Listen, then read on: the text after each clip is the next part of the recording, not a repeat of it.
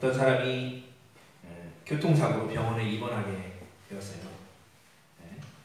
치료가 끝나고 정신이 들자 그 사람은 옆에 하얀 유니폼을 입고 서 있는 예쁜 간호사를 보고 기분이 좋아서 이렇게 묻습니다. 여기가 분명히 천국이죠?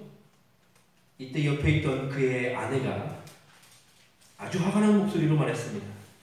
천국은 무슨 천국? 빨리 정신이나 차려요, 이 덜 떨어진 양반아. 그 얘기를 듣고 그 사람은 체념한 듯 말했습니다. 그러면 그렇지. 천국이면 내 마누라가 있을 리가 없지. 네. 천국이라는 단어를 사용한 흥미로운 이야기인데요. 실상 천국이라는 말을 우리도 자주 사용을 하지만 그만큼 여기가 좋은 곳이다 라는 것을 표현할 때 여기가 천국이네 이렇게 우리가 이야기를 하곤 하죠. 그리고 천국이라는 단어를 또 곳곳에서도 많이 사용하는데요. 생각나는 게 있다면 모든 분식이 다 있는 곳, 김밥 천국. 그 다음에 또 모든 아르바이트가 다 모여있는 곳, 찾을 수 있는 곳 어디예요? 알바 천국. 그죠? 우리 어머니가 하시는 알바 천국이네. 그죠? 그 브랜드 명에도 천국이라는 말을 사용할 정도로 이 천국이라는 단어를 우리가 많이 발견해요. 그런데 생각해보면 그리스도인으로서 우리가 믿는 천국, 그 원초적인 천국이라는 곳은 그렇게 우리가 가볍게 이야기할 수 있는 곳이 아니죠. 근데 이 천국은 누구나 가고 싶어 할 거예요. 그리스도인이 아니라 해도 천국이 있을 거라는 사실을 믿는 사람도 많습니다. 그들은 저마다 자기들의 방법으로 그 천국에 가고자 열심히 삶을 살아가고 있죠. 근데 분명한 것은요, 우리가 아는 천국은 예수님을 구주로 믿어야만 갈 수 있는 곳임을 믿습니다. 그 길이 아니면 다른 방법은 없어요. 로마서 3장 23절 모든 사람이 죄를 범하였으니 하나님의 영광에 이르지 못하더니 했습니다. 본래는 저와 여러분도 죄인으로 천국 백성 될 수 없는 사람이잖아요. 근데 하나님께서 독생자 예수님을 우리에게 보내주셔서 그분이 우리의 죄를 대신 담당하셨어요. 그분은 죄가 없는 분이셨기 때문에 우리의 죄를 대신 감당할 수 있는 것입니다. 천국에 들어간다는 것은요, 영원한 생명을 얻는 거잖아요.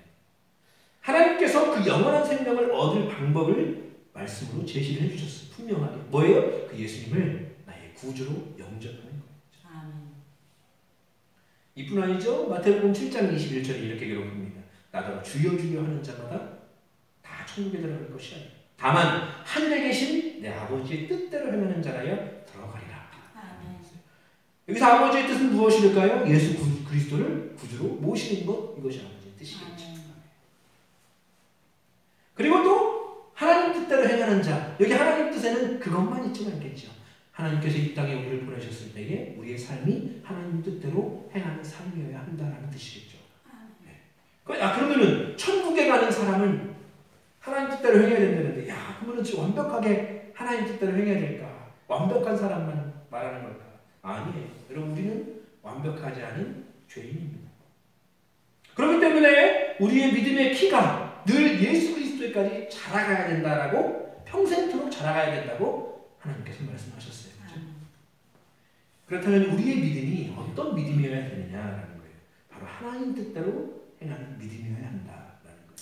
예수 그리스도를 구주로 영접하는 것뿐만 아니라 우리의 삶이, 우리의 입술이, 우리의 생각과 행동이 하나님 뜻대로 행하는 믿음이어야 된다. 그것을 오늘 저는 말씀에 빌어서 살리는 믿음, 이렇게 표현하고 싶습니다. 살리는 믿음. 믿음 생활을 통해서 나도 살고 내 영도 살고 또 다른 영혼도 살리는 믿음을 말하는 거예요. 오늘 예배 드리고 있는 저와 여러분은 이미 살리는 믿음을 가진 천국 백성인 줄 믿습니다. 제가 오래전에 이제 2010년도에 처음으로 찬양대회를 나갔던 적이 있어요. 벌써 15년이 됐습니다. 이게 우리 교단에서 주최한 찬양대회였거든요. 저는 그때 이제 서울신대, 제 학교 서울신대 동아리에서 이제 보컬 리더하고 악기로 사역하던 멤버들과 함께 7명이 같이 팀으로 나갔었어요. 근데 아쉽게 저희는 입상을 하지 못했지만 그래도 귀에 남게 된 한 찬양을 듣게 되었습니다. 바로 그게 이제 그 대회에 우승한 찬양이거든요. 김민규 목사님이라는 분이 만든 찬양이에요. 그 찬양을 서울시대 당시에 대학원 팀이 불렀죠. 사실 찬양대회를 나가면 우리 팀이 1등을 입상하길 바라고 우승하길 바라고 나가잖아요. 근데 제가 그 팀이 찬양을 딱 부를 때, 아, 이 곡이 우승을 해야 된다 라는 마음을 들 정도였어요. 제목은 이제 홍대와 양화진이라는 찬양입니다. 홍대와 양화진.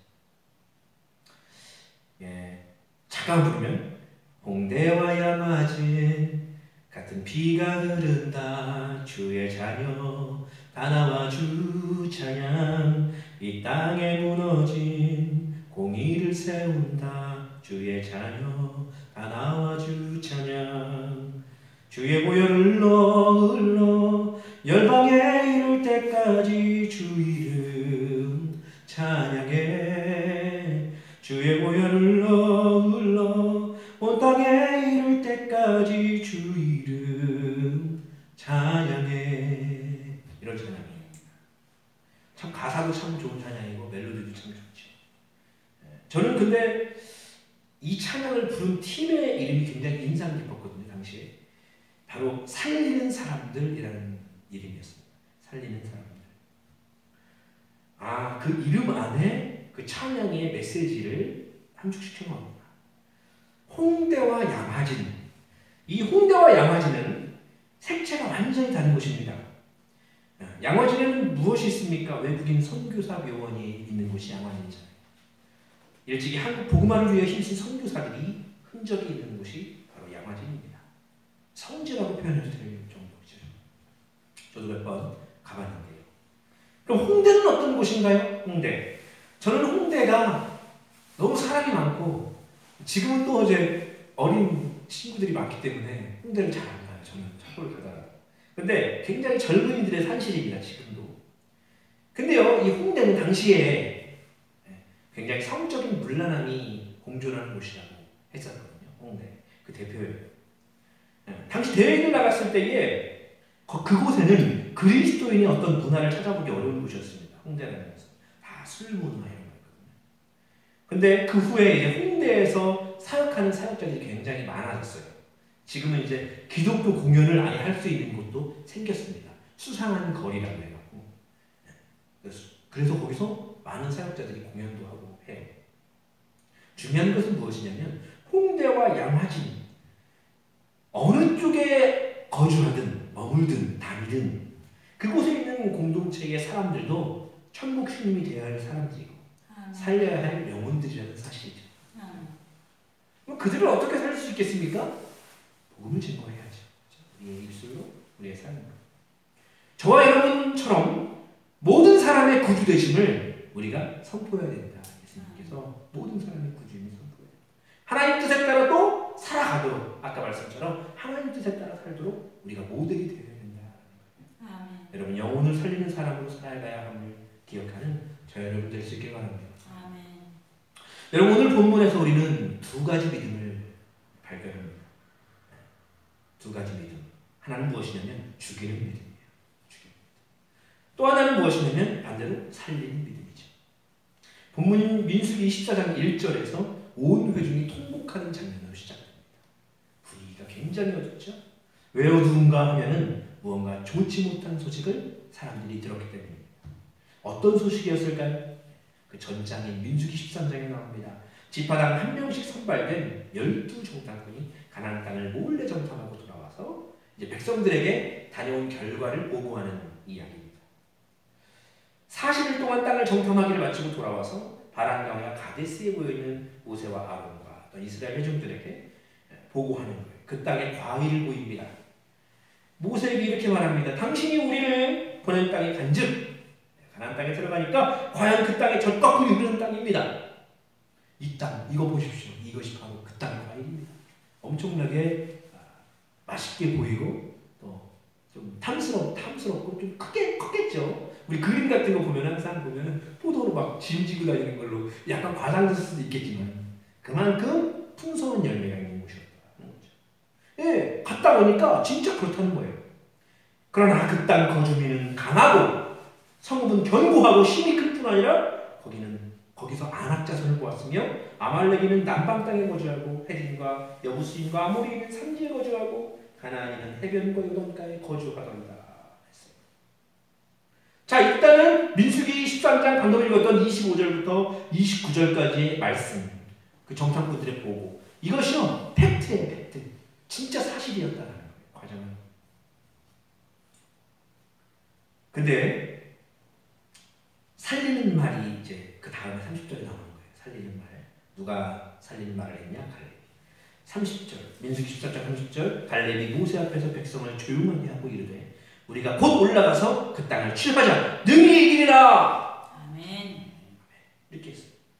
갈렙이 먼저 긍정적인 보고를 합니다. 그래요. 하나님의 말씀대로 젖바꾸리 흐르는 땅 맞습니다. 다 보고를 같이 했어요. 그리고 나서 바로 갈렙이 올라갑시다. 이렇게 한 거예요. 능히 이기게 아닐 겁니다.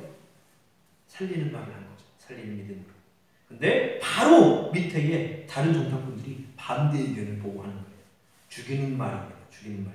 31절부터 33절에 그와 함께 올라갔던 사람들은 이르되 우리는 능히 올라가서 그 백성을 치지 못하리라. 그들은 우리보다 강하니라 하고 이스라엘 자손 앞에서 그 정탐한 땅을 악평하여 이르되 우리가 두루다니며 정탐한 땅은 그 거주를 삼키는 땅이요 거기서 본 모든 백성은 신장이 장대한 자들이며 거기서 네피림 후손인 아낙 자손의 거인들을 보았나니 우리는 스스로 보기에도 메뚜기 같으니 그들이 보기에도 그와 같았을 것이다.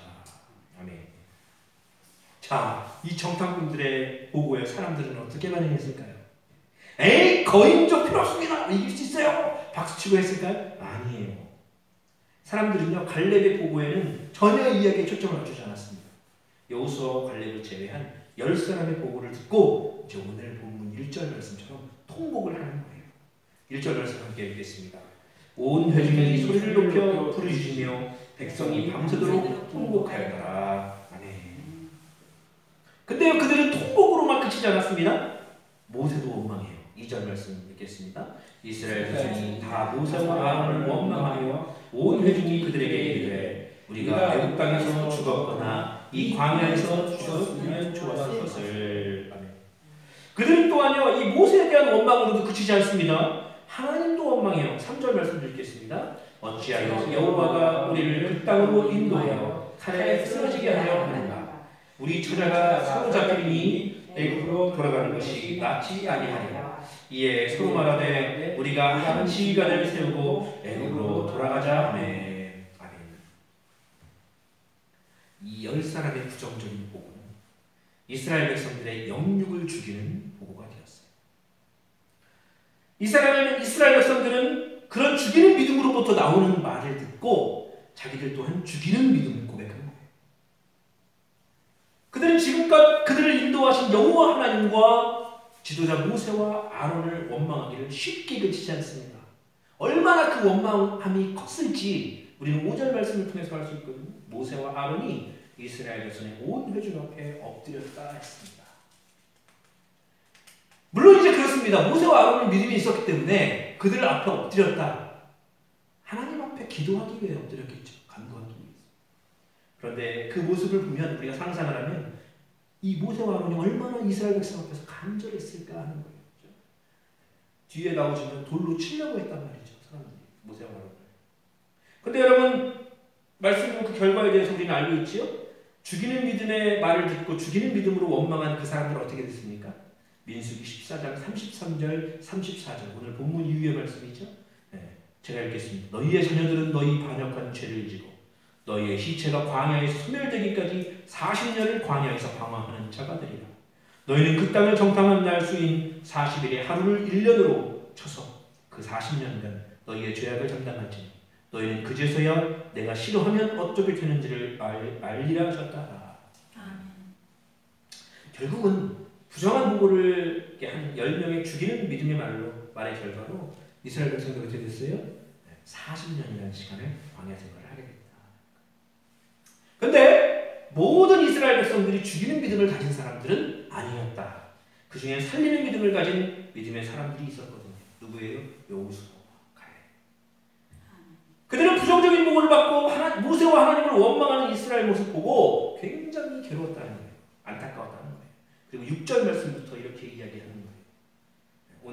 6절부터 제가 읽겠습니다. 그 땅을 정탐한 자 중 눈의 아들 여호수아와 여분의 아들 갈렙이 자기들의 옷을 찢고 이스라엘 자손의 온 회중에게 말하되 이르되 우리가 두루 다니며 정탐한 땅은 심히 아름다운 땅이라 여호와께서 우리를 기뻐하시면 우리를 그 땅으로 인도하여 드리시고 그 땅을 우리에게 주시리라. 이는 과연 젖과 꿀이 흐르는 땅이니라. 다만 여호와를 거역하지는 말라. 또 그 땅 백성을 두려워하지 말라. 그들은 우리의 먹이라. 그들의 보호자는 그들에게서 떠났고 여호와는 우리와 함께 하시느니라. 그들을 두려워하지 말라. 아멘. 부정적인 보고 죽이는 믿음으로 보고하는 그들을 열 정탐꾼의 말을 듣고 백성들도 죽이는 믿음으로 고백을 하는 거예요. 그렇죠?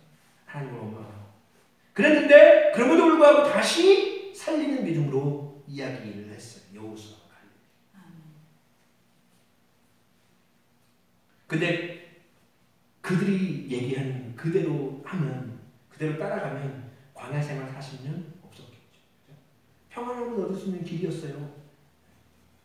10절 말씀이 그들의 말이 살리는 믿음의 말이었다는 것을 확증합니다. 10절 말씀 함께 읽겠습니다. 온 회중이 그들을 돌로 치려 하는데 그때 여호와의 영광이 회막에서 이스라엘 모든 자손에게 나타나시니라. 아멘. 보십시오. 하나님께서 말씀을 10절 말씀에 말씀을 하지 않았지만은 여호와의 영광이 회막에서 이스라엘 모든 자손에게 나타났다. 백성들이 두려워 엎드렸겠죠. 그렇죠? 원래 어떻게 하려고 하는 때였다고요? 모세와 아론을 돌로 치려고 했을 때, 쳐 죽이려고 했을 때라였죠. 그때 여호와께서 나타나셨다. 결국 그들의 말이 맞다 하는 거겠죠. 이들의 말이 결국 내가 원하는 하나님 뜻이다, 내 뜻이다라고 하나님께서 확증해 주시는 거예요. 사람들을 살리는 믿음으로 긍정적인 보고를 했던 이 여호수아와 갈렙, 하나님 앞에 원망하는 백성들을 안타까워했던 그 두 사람을 돌로 쳐 죽이려 했을 때 하나님께서 그들을 막아주셨습니다.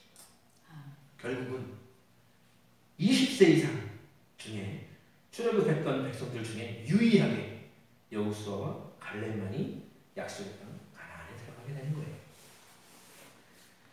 살리는 믿음을 가진 우리 성도님 여러분, 믿음의 말을 흘려보내서 우리는 늘 삶 가운데 나도 살고 다른 이들에게도 희망이 되고 위로가 되는 저 여러분의 믿음이 될 수 있기를 소망합니다. 아멘. 말씀을 정리합니다. 우리 성도님들, 저 여러분은 여호수아와 갈렙 같은 살리는 믿음으로 지금 살아가고 있습니다. 아니면 처한 형편을 원망하고 불평하는 죽이는 믿음으로 살아가고 계십니까? 나의 믿음은 살리는 믿음인가요? 아니면 죽이는 믿음인가요? 똑같이 어려워도 어떤 사람은 왜 나만 이렇게 어렵게 사는가 원망 불평합니다. 이생만 뭐예요? 이번 생은 망했다. 이생만 이렇게 얘기합니다. 나는 가망이 없다. 극복하기 어렵다. 그러나 똑같이 어려워도 어떤 사람은 인생에 당연히 어려울 때도 있지. 나중엔 좋아질 거라고 믿고 꿋꿋이 이겨내는 사람이 있습니다. 그 사람이 만약에 믿음의 사람이라면 아마 그 사람은 이렇게 고백할 거예요. 하나님께서 선하게 인도하실 거예요. 아멘. 그래도 이것만으로 감사하다. 나중에 더 잘 될 거야. 더 나아질 거야. 근데요, 이 믿음의 사람들, 살리는 믿음을 가진 이 사람들은요, 그것으로 끝나지 않습니다. 그렇게 고백하는 사람들은 다른 사람들의 상황을 봐도 격려해주고 위로하려고 하는 사람들이에요. 그 사람이 바로 살리는 믿음을 가진 사람인 줄 믿습니다. 우리 참 어려운 삶을 살고 계시죠. 그렇죠? 그럼에도 우리의 삶을 살아갈 때 살리는 믿음으로 살아내는 저와 여러분의 복된 걸음이 될 수 있기를 소망합니다. 기도하겠습니다.